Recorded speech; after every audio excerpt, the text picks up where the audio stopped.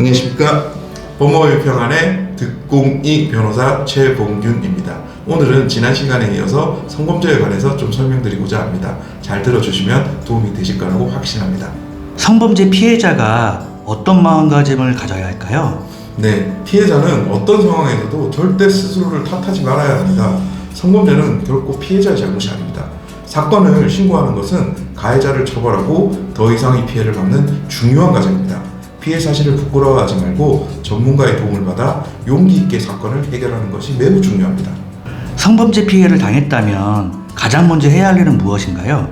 네, 성범죄 피해를 당했을 때는 무엇보다 침착함을 유지하는 것이 가장 중요합니다.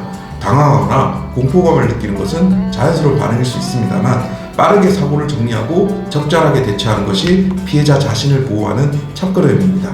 가장 먼저 경찰에 신고를 하거나 여성 긴급전화와 같은 도움을 받을 수 있는 기관에 연락하는 것이 좋습니다.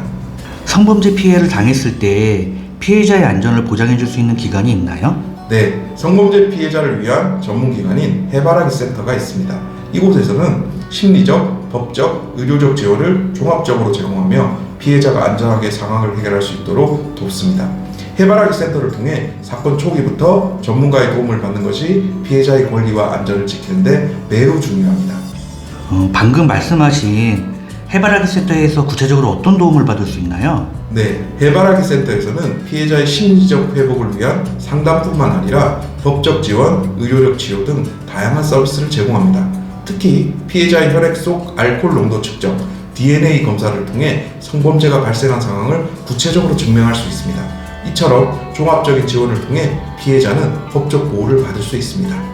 성범죄 피해를 입증하기 위해서는 어떤 증거가 필요한가요? 네, 성범죄 사건에서 증거는 가해자를 처벌하고 피해자의 권리를 지키는 데 핵심적인 요소입니다.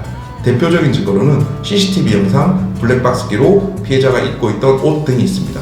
또한 병원이나 해바라기 센터에서 혈액 검사나 신체 검사를 통해 성범죄 피해 사실을 입증할 수 있는 신체적 증거를 확보하는 것도 매우 중요합니다.